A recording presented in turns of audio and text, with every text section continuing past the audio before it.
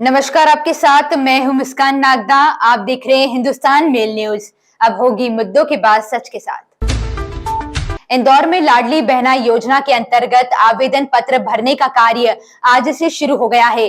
इसके लिए बैंकों में सिंगल विंडो व्यवस्था निगम की ओर से की गई है। वहीं कलेक्टर के निर्देश के अनुसार फॉर्म भरने के लिए सेंटर पर आने वाली किसी भी महिला को परेशानी का सामना नहीं करना पड़े, इसके लिए उनके बैठने, छाया, पेयजल आदि के लिए समुचित व्यवस्था की गई।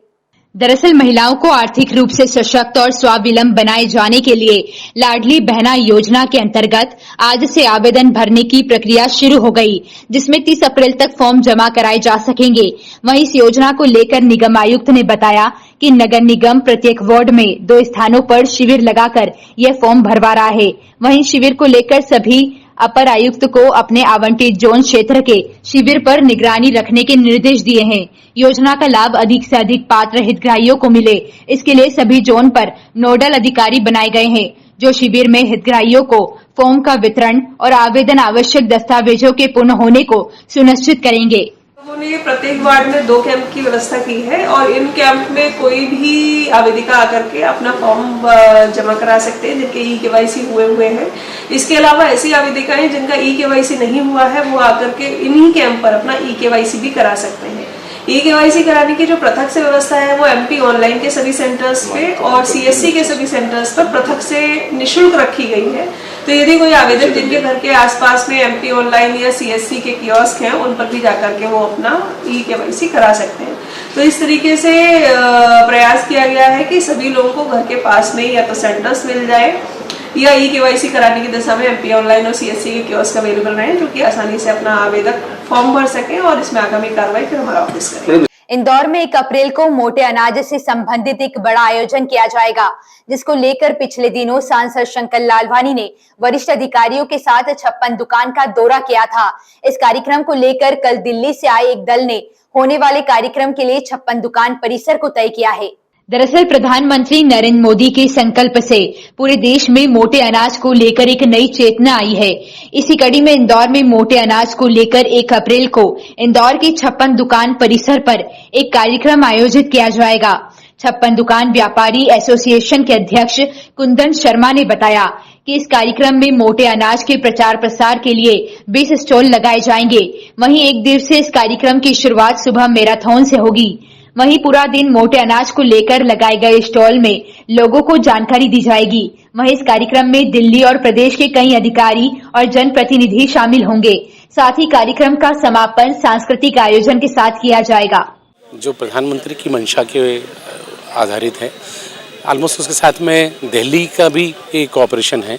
कल दिल्ली की टीम आके वेन्यू डिसाइड करके गई है।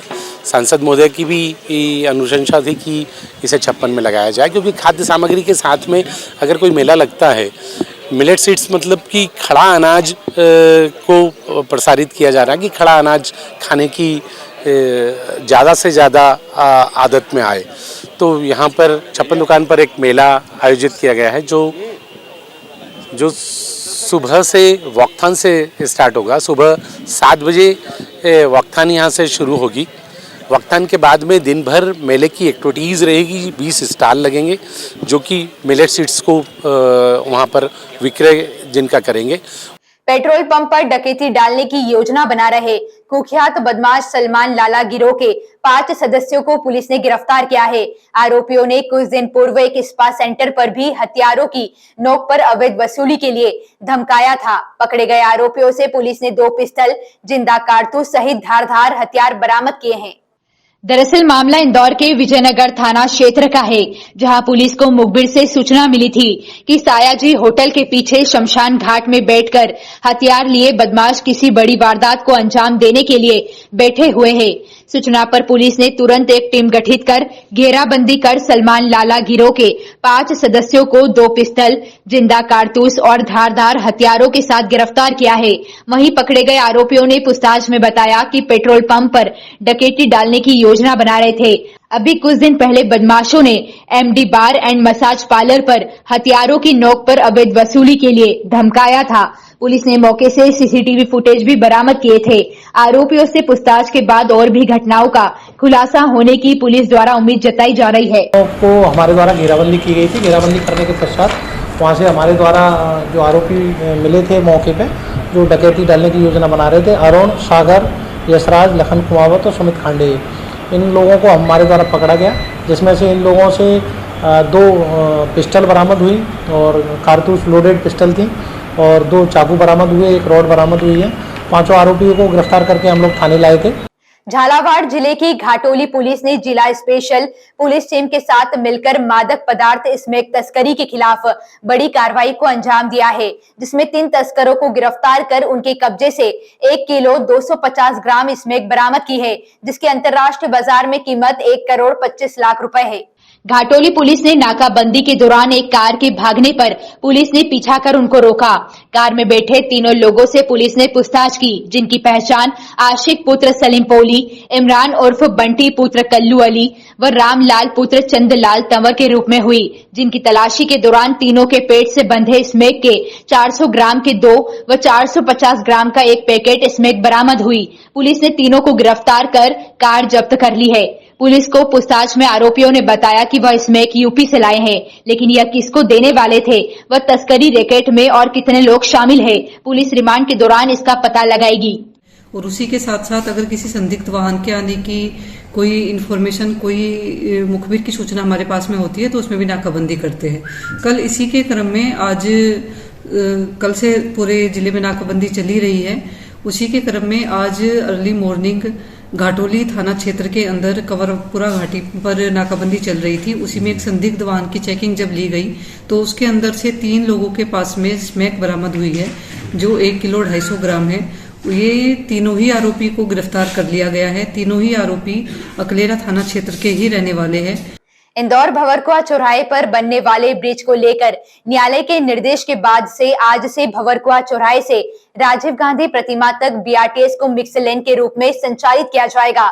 वहीं से व्यवस्थाओं और ब्रिज निर्माण का जायजा लेने इंदौर विकास प्राधिकरण के अध्यक्ष ने भंवरकुआ चौराहे का निरीक्षण किया।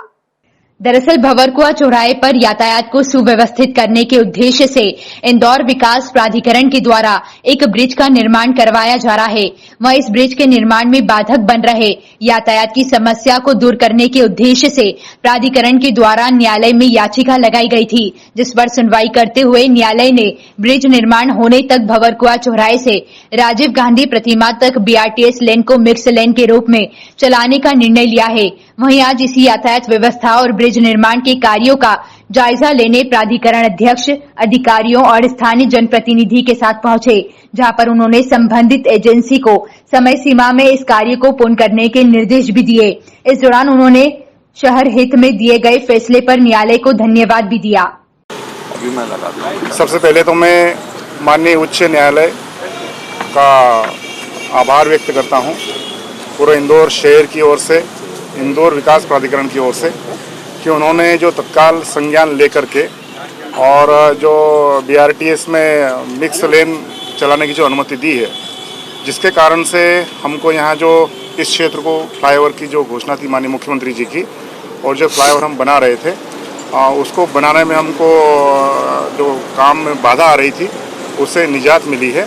और उनके इस संज्ञान लेने से जो इंदौर विकास प्राधिकरण और उसके जैसी जो संस्थाएं हैं उनके विकास के काम में उनका उत्साहवर्धन हुआ। इसलिए मैं शहर की ओर से, प्राधिकरण की ओर से उनको धन्यवाद ज्ञापित करता हूँ, आभार व्यक्त करता हूँ। ऐसी ही खास खबरों के लिए हमारे साथ बने रहिए। हिंदुस्तान मेल न्यूज पर हमारे चैनल को सब्सक्राइब जरूर करिएगा।